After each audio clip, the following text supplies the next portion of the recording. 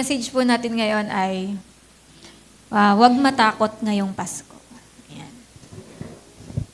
Ayan, kasi ngayong December po, syempre, iba-iba po yung Pasko para sa bawat tao. Di ba? Kasi iba't iba yung mga pinagdadaanan ng mga tao, may iba't ibang mga nangyari sa buhay ng bawat isa, sa iba't iba rin mga, lalo na sa mga naging mga pangyayari ngayong taon, di ba, sa ibang mga tao.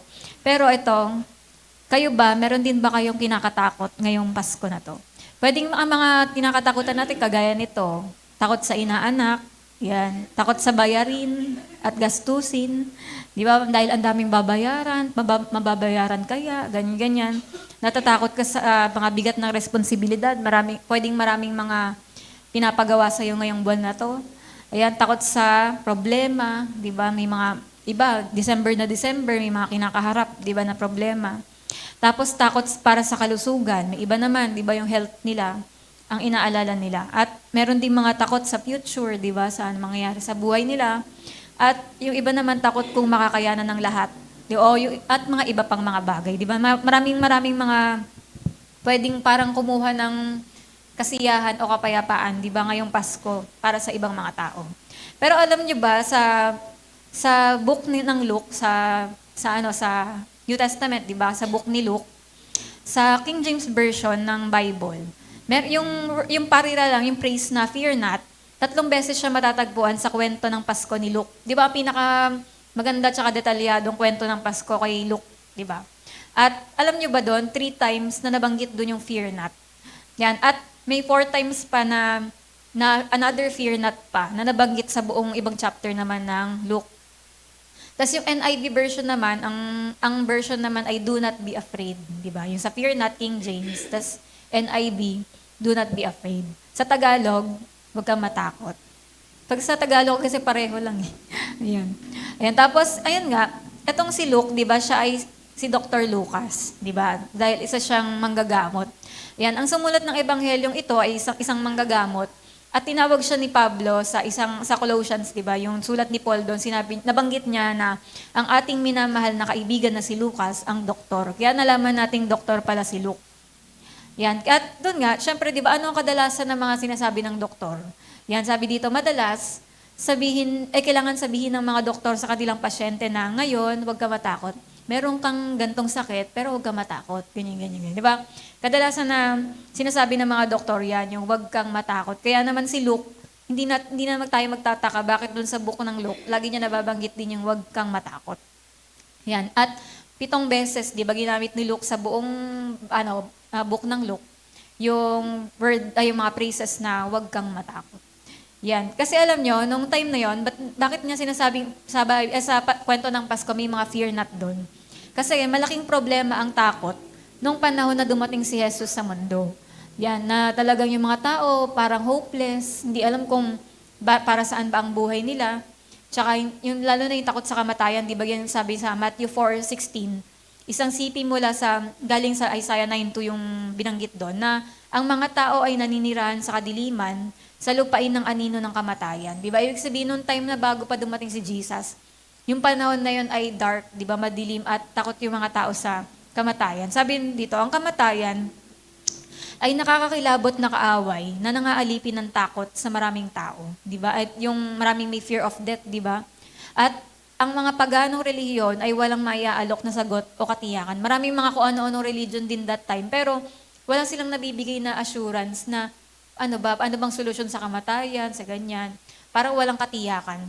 Sabi, nabuhay ang mga tao sa espiritual na kadiliman at naghangad ng liwanag. Di ba? Lahat naghahangad na magkaroon ng hope, di ba? At hindi lang sana ganun yung sitwasyon.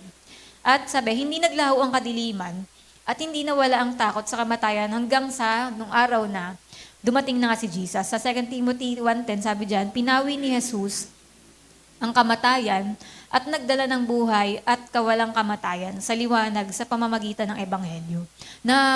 Nawala lang yung ganon, yung hopelessness, yung fear, yung mga kadiliman na yun ng buhay, takot sa kamatayan nung dumating na nga si Jesus. Ang kadiliman ay naalis at ang takot sa kamatayan ay nawala para sa mga nanampalataya. Di ba? At kapag sinuri natin ang mga pagkakataon, dito yung babanggitin natin saan yung mga time na sinabing fear not o huwag matakot. Yan, pwedeng sinabi to ng angel o ng Panginoong Jesus mismo.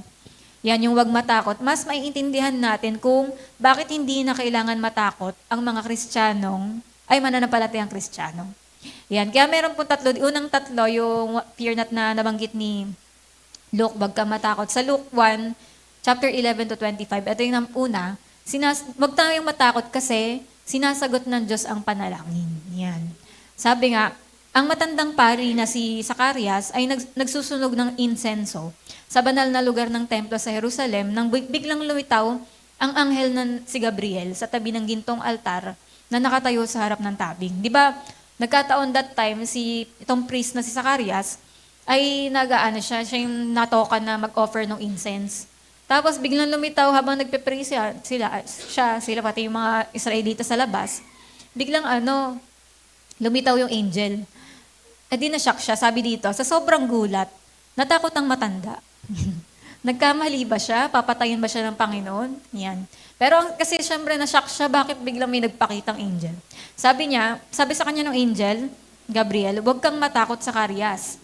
Sabi sa kanya ng anghel, dininig ang iyong panalangin. Di ba? Kasi matagal na yan hindi natin alam kung ano pinagpipray ni Zacarias, pero isa sa matagal niya ng prayer, di ba, yung magkaroon din sila ng lalaking anak. Pero alam niya naman na lipas na yon, baka may iba pa siyang pinagpipray.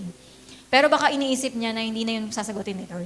Sabi dito, sa buong buhay nilang mag-asawa, si Zacarias at ang kanyang asawang si Elizabeth ay nagdarasal para sa isang anak na lalaki. Ngunit, wala pa rin silang anak. Ngayon, makakasiguro na sila na ang anak na matagal nilang hinihiling ay ipapanganak sa kanila. At hindi lang basta anak, kundi ang impinangakong tagapanguna ng Mesiyas. Di ba kasi ang anak nila si John the Baptist, ito yung magiging unang darating muna bago si Jesus, di ba? Yung tagapanguna. Yan. At kaya yon, di ba, binigyan siya ng assurance na magkakaanak talaga siya. Yan, sabi dito, natatakot ka ba sa isang sitwasyon? Ngayon, parang sa panahon natin ngayon, may kinakatakutan ka bang sitwasyon, pagkadismaya, na baka hindi mangyari, baka ganito, o pagkaantala, yung mga pagka-delay sa buhay natin na parang hindi pa rin ginagawa ni Lord. Pero ang sabi dito, huwag kang matakot. Sinasagot pa rin ng Diyos ang panalangin. Di ba? Kaya, kunwari, parang may mga bagay na pinagpe-pray ka na iniisip mo ngayon, masasagot pa ba ni Lord to? Dulo na ng taon. Di ba? Tingnan mo kung anong kaya nang gawin ng Panginoon. Di ba? Kasi hanggang ngayon, sumasagot pa rin si Lord ng prayer. At may mga time na tinuldukan na rin natin na mangyayari pa ba to, ganun. Napapakinggan, minsan, yung prayer ni Zacarias, di ba? Na magkaanak, hindi niya alam, darating pa yung pagkakataong sasagutin ni Lord. Yung mga pagpe-pray natin na maligtas pamilya natin, di ba? Iniisip mo ba matatapos na taon? Paano kung magka-miracle, di ba? Habang nagpe-pray tayo. Parang yung mga bagay na parang nakala mo, wala na-delay na, hindi na mangyari. Pero, i-assure mo yung sarili mo na kahit ngayong Pasko, kayang gumawa ni Lord ng himala sa mga panalangin natin. Dahil sumasagot pa rin siya. Huwag ka matakot kasi, yun yung number 1, dahil sumasagot pa rin si Lord ng prayer. Pangalawa, huwag ka matakot dahil nagbibigay ang Diyos ng biyaya sa atin. Yan. Sa Luke 1, 26-38, ito naman yung tungkol kay Mary naman, di ba? Pagkaraan ng 6 na buwan, di ba nagpuntag si Gabriel dun sa kay Zacarias na mabubuntis nga daw si Elizabeth. After 6 months, dumating naman siya sa Nazaret at nagpakita kay Maria, ang masunuring dalagang pinili ng Diyos upang maging daan kung paano darating ang kanyang anak sa mundo. At bigla ang paglitaw ng anghel at ang kanyang pagbati ay lubang ikinabahala ni Maria. Nagulat naman siya dahil bakit ganun yung bati? Parang sa kanya, di ba parang sabi sa kanya, yun nga, Hail Mary, full of grace. Yeah, the Lord is with you. Parang ganung version. Sabi ni Mary parang, ano may sa Tagalog yun? Napupuno ka ng grasya, di ba? Ginoo Maria. Ayan, napupuno ka ng grasya. Ginoo pa lang. Ginang Maria, napupuno ka ng grasya. Hindi pa siya ginang, pa siya dalaga. Ayan, pero yun nga, sabi niya, parang sa isip ni Mary dito, paano lubos na pinaburan? Bakit ganun yung tawag sa akin? Paano yung Panginoon sa akin? At sa isip niya, bakit? Tsaka bakit? Ganun. Pero, pinakalma ni Gabriel ang kanyang puso sa pagsasabing, huwag kang matakot, Maria, dahil nakatagpo ka ng pabor sa Diyos. Yan, yung word na pabor doon, bilugan natin. Alam niyo yung salitang pabor na yon, yung favor. Ang salitang isinaling pabor ay ang salitang Griego para sa biyaya. Ibig sabihin din nun, grace. Yung favor tsaka grace, parang magkatulad yun. Ang literal na salin, parang ganito yung pagkakasabi ng anghel. Biyaya sa'yo na lubos na binigyan ng biyaya, nakatagpo ka ng biyaya sa Diyos. Yan. Kaya isipin niyo ang daming biyaya. Na, parang ganyan yung pagbati sa kanya kay Mary na sobrang puno ng biyaya. Kaya alam niyo rin ba kaya ba't Mary Grace pangalan ko? Dito ako pinangalan kay Mary. Kasi full of grace siya. Kaya Mary Grace, ganon. Kaya pala magkadungtong lagi yon. Kasi Mary, Hail Mary, full of grace, ganon. Kaya ayan, the Lord is with you. Kaya ayun nga na, eto, big sabihin, parang sinasabi ni Mary na, hindi ko kaya, paano yun? Paano? Ganun, puro ganun siya, parang panic siya na paano? Pero, sabi sa kanya ng anghel, ano ka ba? Ganyan, yung biyaya ng Diyos yung gagawa nito, hindi ikaw. Kaya sabi dito, hindi madali ang gawaing ipinagkatiwala kay Maria. Dahil hindi siya maiintindihan, syempre virgin nga siya, tapos mabubuntis, hindi siya maintindihan ng mga tao. Kaya mahirap yung sitwasyon. At siya ay magtitiis ng maraming personal na kalungkutan, lalo na di ba nung pinako si Jesus sa krus. Bilang nanay, bayan kalungkutan yun. Kaya pero sabi dito, kahit mahirap yung pinagawa sa kanya, ngunit ang biyaya ng Diyos ay palaging handa at sapat, di ba? Kaya naman, yun yung ina-assure sa kanya na kahit ano pang mga mahirap na naiisip mo, ang biyaya ng Diyos, di ba, sapat siya. Di ba? His grace is sufficient for us. Kaya sabi dito, ang salitang isinaling lubos na pinaboran, yung favor na yon, lubos na pinaboran sa Lucas, hindi lang to kay Mary. Sabi, at ito ay ginagamit din para sa lahat, sa ating lahat na mananampalataya. Sa Efeso 1:6, at isinalin bilang kanyang maluwalhating biyaya, na malaya niyang ibinigay sa atin sa minamahal. Kaya ibig sabihin, hindi lang si Mary yung full of grace, si Nicole din full of grace. Di ba? The Lord is with you. Di ba? Parang sa bawat isa sa atin, na meron tayong grace and favor mula sa Panginoon. Kaya yung mga bagay din ngayon, na mga parang, may mga bagay ba ngayon na piling nyo, hindi nyo kaya, pinapagawa ng Panginoon sa inyo, o itong bago matapos tong taon na to, inisip mo, magagawa ba to mangyayari? Magagawa ko ba to? Di ba? Tandaan nyo, sapat ang biyaya ng Diyos. Sabi dyan, ang sagana ng biyaya ng Diyos ay handa para sa atin, tulad ng kay Maria. Ba't tayo matatakot? Di ba? Kung sapat naman pala ang biyaya ng Diyos. Kaya nga, kunwari sa mga raffle din, di ba? Lagi nyo sasabihin, I have the favor of God. Lalo na sa mga trabaho, di ba? May mga nagpapapray, may mga raffle pa daw itong Friday. Kaya parang, syempre isipin mo, ikaw na dapat yung manalo. Kung may pagpapalain ng Panginoon, ikaw na kasi marunong ka mag-pray. Di ba? Sila, ang lamang mo sa kanila, hindi sila marunong mag-pray, ikaw marunong. Kaya dapat ikaw manalo dun. Kaya dapat ganun yung faith mo na makukuha ko yun. Di ba? Kaya nga yung mga, yan yung mga anuhan ng favor. Ang mahirap nga lang yung sa ABCI kasi panay pastor, mga prayerful lahat, di ba? Kaya yun yung mahirap manalo. Pero sa mga yan, sa work, sa school, daling manalo, dyan marunong kayo mag-pray kasi may favor kayo mula sa Panginoon. Di ba? Kaya kunwari, yung mga video natin, ang daming mga nakuha. Kaya, di ba? Kaya, ibig sabihin, kasi marunong kayo mag-pray. Kaya, kaya sa iba't iba ding sitwasyon, mga pinagpe-pray natin, tandaan mo, may favor ka mula sa Panginoon. May pinagpe-pray kang makuha ka sa ganito, mangyari yung ganyan. May favor ka mula kay Lord. Kaya, i-assure mo yung sarili mo na gusto ka ni Lord pagpalain, di ba? Tapos, kaya naisip ko nga, kung may kanta si Elizabeth tsaka si Mary, ito yon yung, alam niyo ba yung kantang yan? Yung walang imposible sa ating Diyos, di ba?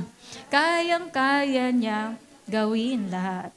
Kahirap sa tingin mo, kahirap ng buhay, walang imposible sa ating Diyos. Di ba? Kaya ganyan yung duet nila, di ba? Kasi buntis ka, buntis din ako, kahit imposible to. Di ba? Kahit na, medyo mali yung picture kasi dapat kung 9 months na si Elizabeth, 3 months pa lang yung kay Mary. Kaya dapat medyo maliit. So, kasalanan ng AI yan. Pero ayun nga, kung may kanta man silang dalawa, di ba, sipin mo, walang imposible sa Diyos. Matanda ka na, nabuntis ka pa. Virgin ka, nabuntis ka pa. Walang imposible. Di ba? Kaya laging yung Kapaskuhan, maalala nyo yan, na wala talaga imposible sa Panginoon. Kasi, kung sila nga, di ba, hindi possible to eh. Pero, sabi nga ng angel, di ba, kay Mary, sa Diyos, walang imposible. Di ba? Kaya, wag ka na, sabi niya, shut up. Dahil, maniwala ka na lang. Kaya sabi na lang ni Mary, be it unto me. Di ba? Kasi, oo nga naman, walang imposible sa Diyos. Kaya, naman yung mga pinagpe-pray din natin, parang wag mo tuldukan na ganun na lang. Kundi may kayang gawing, imposible ang Diyos sa ating buhay bago pa magtapos ang taon ngayong ano na to. Pero para sa akin, imposible talaga yung 500 na Noche Buena. Pero ayun nga. Pero ayun nga, na maraming kaparaanan si Lord para magka-Noche Buena tayo. Ayan, tas number 3 naman, huwag tayong matakot kasi may magandang balita ang Diyos para sa atin. Yan. Sa Luke chapter 2, 8-20 naman, ito yung mga pastol, tungkol sa pastol naman. Ang trabaho ng mga pastol sa bukid ay karaniwan lang. Kailangan nilang magbantay sa mga mandaragit na posibleng umatake sa kawan. At may panganib din na maligaw ang mga tupa. Yan, pero sabi dito, ngunit hindi naman sa lahat ng oras ay nangyayari ang ganon. Kaya that time, isipin nyo, ano kayang mga pinag-uusapan ng mga shepherds na to? Na sabi kasi sa Bible, di ba, that time, panahon na yan na hindi okay yung sitwasyon ng Israel. Siguro ay pinag-uusapan ng mga lalaki ang malungkot na kalagayan ng Israel na nagdurusa sa pamumuno ng emperador ng Roma at ni Haring Herodes. Walang nakaupo sa trono ni David, wala silang hari, di ba? Hindi nila alam yung direksyon nila. At hindi pa dumarating ang matagal nang hinihintay na Mesiyas. Wala pa yung Savior o Messiah na inantay nila. Kaya ano kayang pinag-uusapan nila that time, di ba? At syempre, biglang sobrang gulat nila, isipin nyo, kung anong takot ang naramdaman ng mga pastol, nang ang kalwalatian ng Panginoon ay nagliwanag sa pamilyar na bukirin. Biglang sobrang liwanag, di ba, nang nandun sila. Tapos, may isang anghel na nagsalita sa kanila. Ang sabi, huwag kayong matakot. Nagdadala ako sa inyo ng mabuting balita, ng malaking kagalakan na para sa lahat ng tao. Yan, di ba? At anong sinabi na yon? Ano ang mabuting balita? Na ipinanganak na ang tagapagligtas. Yan, nagpuri sa Diyos ang mga koro na anghel. Biglang nagkaroon ng choirs of angels na kumanta. At pagkatapos ay naging tahimik na ulit ang lahat. At anong ginawa ng mga shepherds? Hindi na nag-aksaya ng oras ang mga pastol. Nagpunta sila sa Bethlehem para makita ang batang ito at pagkatapos ay pinamalita nila ang magandang balita sa malayo at malawak. Yan, kaya ang dami nila talagang pinagkwentuhan. Ayun, kaya ito sa atin, di ba? Parang sa sitwasyon natin, minsan, sino sa inyo naranasan nyo yun na kung kailan paggabi, doon mo pa damang-dama yung drama mo. Kung kailan gabi, doon mas masakit yung nararamdaman mo. Doon yung, alam mo yun, mas napagmumuni-munihan mo yung pain. Kung kailan gabi, doon mo damang-damang hinang-hina ka doon sa sakit na, yung pag kunwari may sakit ka, ganun. Kung kailan parang gabi, doon mo naisip na, ang lungkot ko, mag-isa ako, ganyan-ganyan. Ang dami, parang di ba, kung kailan gabi, parang doon pa mas lalong feeling natin ang sama ng pangyayari sa buhay natin. Sabi dito, sa pinakamadilim na gabi, kung saan mas parang masama ang mga pangyayari, nagpapadala ang Diyos ng mga mensahero na may magandang balita. Kaya hindi natin alam yung sitwasyon ng mga shepherd, di ba? Ano bang pinag-uusapan nila that time? Bakit biglang sinabi ng mga angel, huwag kayong matakot? Ano kayang mga nararamdaman nila, di ba? At sabi dito, ang mensaherang yon ay malamang na hindi isang anghel mula sa langit. Pwedeng kayo, bigyan din tayo ng Panginoon ng mga message. Yan, pwedeng hindi naman anghel yung magbigay ng message, pwedeng siya ay kapitbahay mo, isang taong nangangaral na narinig mo sa radyo, isang kaibigan mo sa simbahan, o isang ganap na estranghero, o estranghero, yun. Ayun nga, na hindi mo talaga kilala. Di ba? Kaya may pagkakataon, tandaan nyo, sa mga pinakamadilim na panahon ng buhay natin, doon pa natin naririnig ng malinaw ang boses ni Lord. Doon pa nagkaka-message. Kung kailan yung, alam niyo yung ngawa ka na sa problema, in pain ka, sobrang hurt ka, o daming pagsubok, doon pa nangungusap ang Panginoon. Doon natin naririnig talaga yung parang tinatawag nga yung still small voice. Na parang sa panahon na, kunwari sa panahong normal, ng panahong okay ka, hindi ganun ka nakakarinig ng message ni Lord. Pero doon sa panahon na sobrang tindi ng pagsubok mo, doon nangungusap ang Panginoon. Kaya doon pinakamasarap mag-pray. Kasi fresh na fresh yung mga parang damang-dama mo yung message, ganun. Kaya, yun nga, kaya kung ngayong Kapaskuhan din, sabi dito, puro ba masasamang balita ang naririnig mo ngayon? Yan, ang mabuting balita, pinapaalala sa iyo ng Panginoon ngayong Kapaskuhan na ipinanganak si Jesus. At ito ay paalala na may sagot siya sa lahat ng problema. Diba? Kaya naman, yun, diba na ipanatag mo ang kalooban mo dahil may mabuting balita. Diba na si Lord bahala sa mga problema natin. Sabi rin dito, palaging may magandang balita kapag bukas ang mata ng ating pananampalataya sa salita ng Diyos. Lalo na, kung lagi tayong nagbabasa ng Bible, syempre, di ba lagi tayong may good news, hindi tayo mapupuno ng puro masama lang na parang naririnig natin o ng mga problema natin. At kapag binabasa mo ang iyong Biblia, huwag mo itong tignan bilang koleksyon ng mga kwento, banta o batas. Kundi tignan mo yung Bible bilang serye ng mga pangako ang mabuting balita na ang Diyos ay para sa atin at nais niyang magtagumpay tayo para sa kaluwalhatian niya. Di ba? Kaya naman, tignan mo yung Bible bilang, yung marerefresh ka, makikita mo yung mga magagandang pangako ng Panginoon. At yon, so nakatatlo na tayo. Ano yung tatlo? Huwag tayong matakot dahil sinasagot ng Diyos ang mga panalangin natin. Pangalawa, pag hindi natin kaya, huwag tayong matakot kasi bibigyan niya tayo ng biyaya. At pangatlo, huwag tayong matakot dahil may magandang balita pa rin ang Panginoon sa atin. Dito na tayo sa another 4.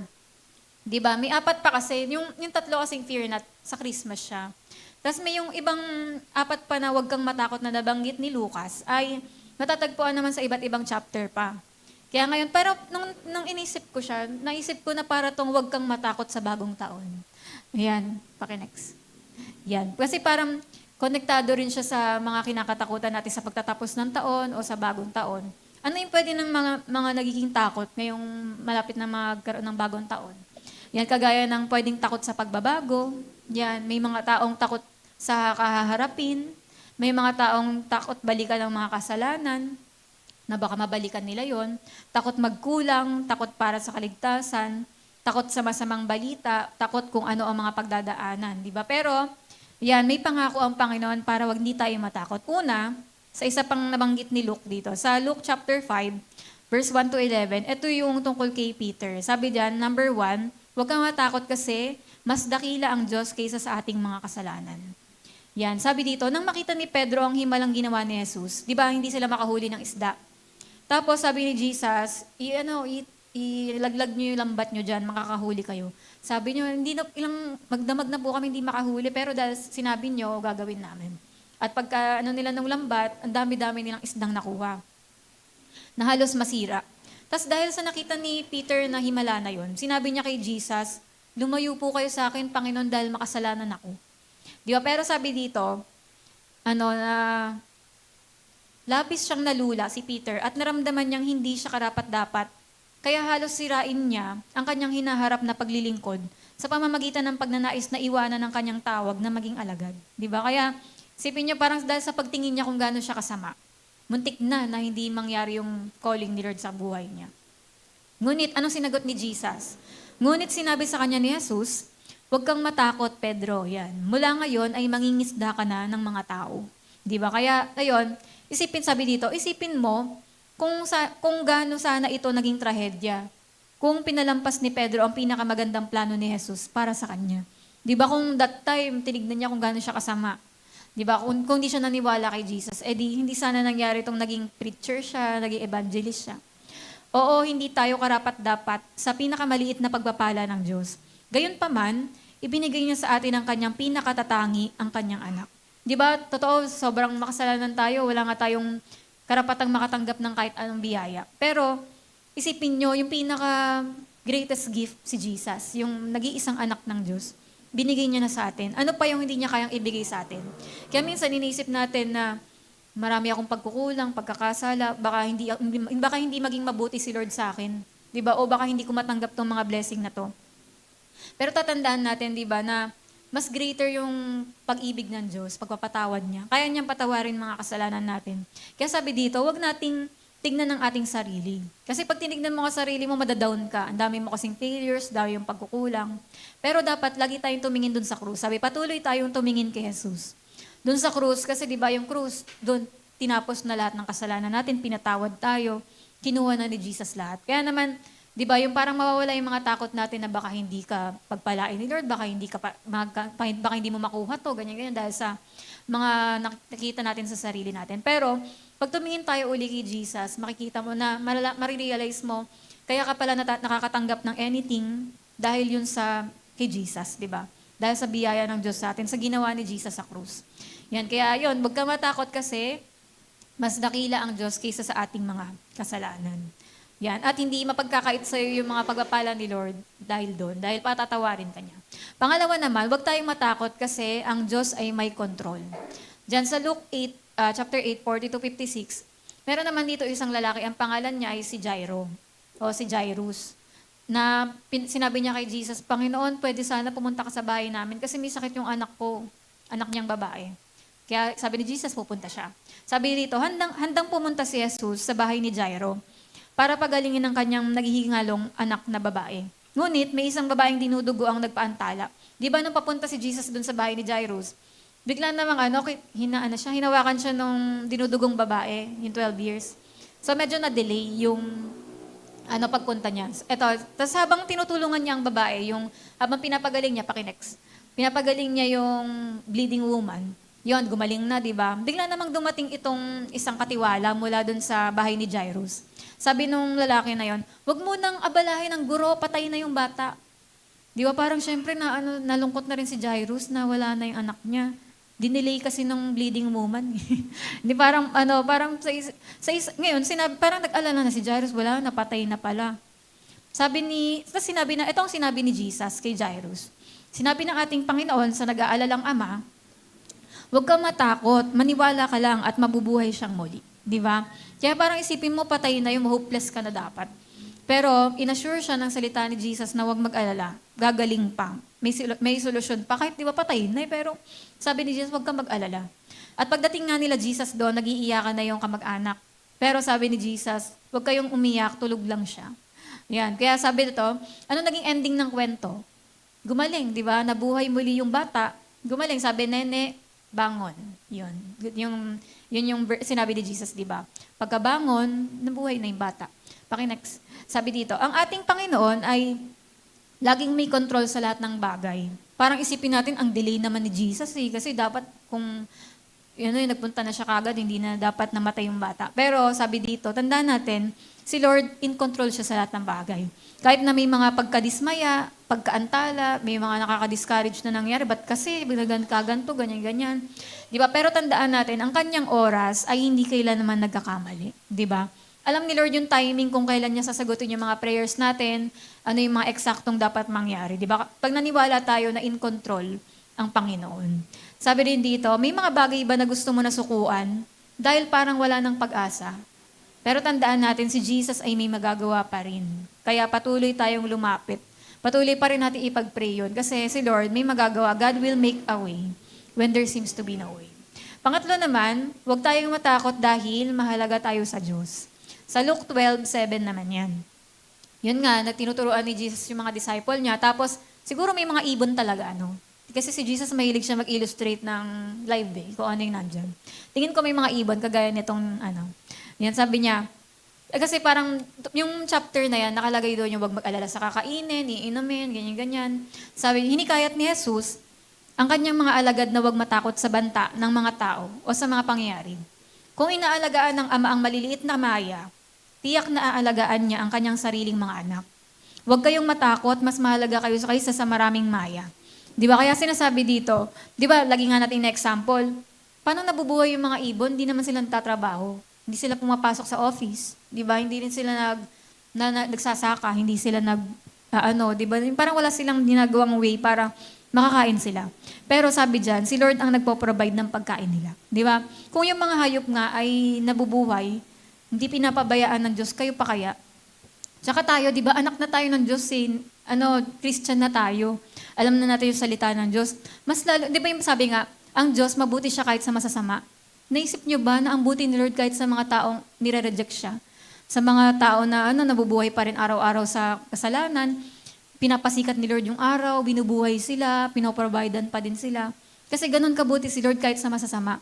Mas lalo ka pa, na anak ka na ng Diyos. Magdududa ka pa ba na ipoprovide ba ni Lord yung ganito? Di ba? Makakayanan ba na magkaroon ng ganito? Ibibigay ba ni Lord to? Lalo na tandaan natin, anak tayo ng Diyos. Di ba? Ngayong Pasko nga, di ba may mga magulang, kahit na yung kaibigan ng anak nila, pinapamaskuhan. Di ba? Yung may mga ganun na, kahit yung anak ng kapitbahay, pinapamaskuhan ng mga ibang mga magulang. Mas lalo pa kung pinibigyan nila ng pamasko yung mga mga kapitbahay, mas lalo pa anak nila, anong ibibigay nila sa anak nila? Sobrang special pa, di ba? Kaya hindi tayo kagaya ng ganun. Anak talaga tayo ng Diyos dahil na kay Jesus na tayo. Kaya huwag tayo mag-alala sa buhay natin, huwag tayong matakot kasi mahalaga tayo sa Diyos, anak niya tayo, di ba? Kaya mas lalong nasa atin yung favor ng Panginoon. Sunod naman, pang-apat, huwag tayong matakot dahil tinitiyak ng Diyos ang ating kinabukasan. Sa Luke chapter 12 naman, 34. Ano yung chapter na to? Yan. Yung chapter na yan, sabi diyan, huwag kang matakot, maliit na kawan, dahil nalulugod ang inyong ama na ibigay sa inyo ang kaharian.